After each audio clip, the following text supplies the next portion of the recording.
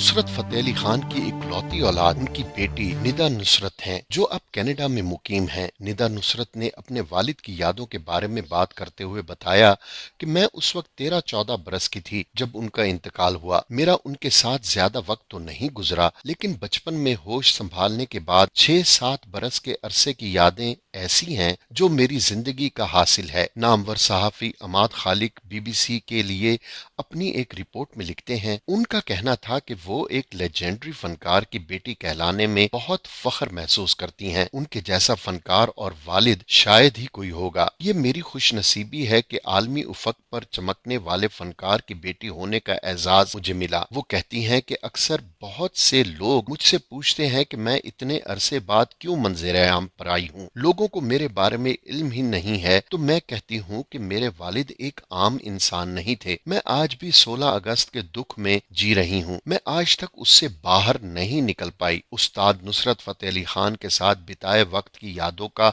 तस्करा करते हुए वो कहती हैं कि उनको अपने काम से इश्क था। उनके पास ज्यादा वक्त नहीं होता था, लेकिन जब भी वो घर पर कोई तर्ज बना रहे होते या रियाज करते तो मैं उनके कमरे के पर्दे के पीछे से उन्हें छुप छुप कर सुनती और देखती। निदा नुसरत कहती हैं कि हमारे घर में एक ऐसा हिस्सा था जहां बच्चों और खवातीन को जाने की इजाजत नहीं थी। उन्हें इस बात का इल्म होता था कि मैं पर्दे के पीछे छुपी हुई हूँ। वो मुझे देखते तो मैं वहां से भाग जाती। निदा नुसरत बतौर वालिद उनकी मोहब्बत का जिक्र करते हुए याद करती हैं कि मुझे बचपन में कलम और कलर पेंसिल्स का बहुत शौक था, तो वो दुनिया में जहां भी जाते वहां से मेरे लिए बहुत से महंगे और मुख्तलिफ पेन और कलर पेंसिल्स लाते। ढेरों कलरिंग बॉक्स लाते। उनके सामान में से आधा सामान मेरी चीजों का होता। वो एक याद का तस्करा करते हुए कहती हैं कि काम की मसरूफियत के बाइस वो फैमिली को ज्यादा वक्त ना दे पाते और इसका उन्हें बहुत शिद्दत से एहसास था। एक दफा बैरून मुल्क से शो के बाद वापस आए तो आते ही मुझे अपनी गोद में लेते हुए कहा, अब मैं अपनी बेटी के साथ वक्त गुजारूंगा। मैंने उनसे पूछा, बाबा अब आप कितने दिनों के लिए मेरे साथ रहेंगे? तो उन्होंने इस बात पर ज़ारो कतार रोना शुरू कर दिया। निदा नुसरत के मुताबिक वो बहुत हसास तबीयत के मालिक थे। निदा नुसरत का कहना था कि जब हम दोनों बाप बेटी एक साथ होते तो वो भूल जाते कि इर्द गिर्द की दुनिया में क्या है। वो तमाम तवज्जो मुझे देते। शायद उन्हें दुनिया से जल्दी चले जाने का इल्म था। वो हर काम जल्दी करना चाहते थे। जब वालिदा पूछती कि आपको खुदा ने इतनी शोहरत दी है, आपको जल्दी क्यों है, तो बाबा कहते कि अभी तुम लोगों को नहीं समझा सकता। निदा नुसरत का कहना है कि जब भी कभी उनके साथ बैरून मुल्क किसी शो पर जाने का मुझे मौका मिलता तो वो मुझे स्टेज के बिल्कुल सामने बिठाते और शो के दौरान मुझे देख देख कर उनकी आंखों में चमक आती। ब्रेक के दौरान भी मुझे स्टेज पर बुलाकर पूछते रहते। बचपन के एक वाक़े के मुतालिक निदा नुसरत ने मेरी उम्र उस वक्त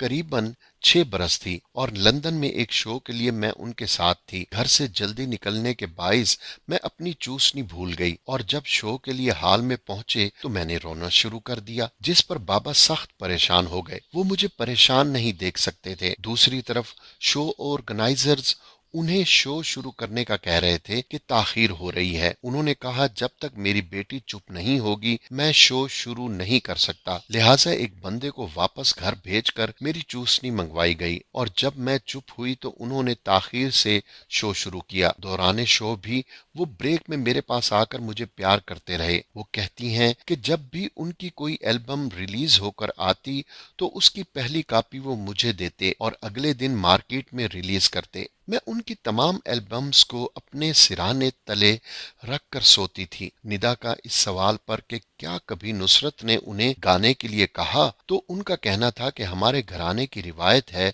कि खवातीन नहीं गाती, लेकिन कभी जब वो घर पर होते और रियाज के दौरान मुझे बुला लेते और कहते मेरे साथ साथ गाओ तो मैं उनके साथ कुछ गुनगुना लेती थी। वो बताती हैं कि मैंने पेशा वाराना तौर पर कभी नहीं गाया, लेकिन आज भी घरेलू तकारीब में कुछ गुनगुना लेती हूँ। नुसरत की बेटी का कहना था कि बचपन में मैं छोटी छोटी बातों पर खौफजदा हो जाती और अगर वो पास होते तो उनके पीछे छुप जाती। वो हमेशा मुझे कहते, तुम मेरी बेटी नहीं बेटा हो, कभी किसी चीज से घबराना नहीं और हमेशा हर चीज का बहादुरी से सामना करना। मुझे और मेरी वालिदा को ये दुख रहा और हमेशा रहेगा कि काश ہم بھی لندن میں ان کے آخری دورے پر ان کے ساتھ چلے جاتے۔ بشکریہ BBC۔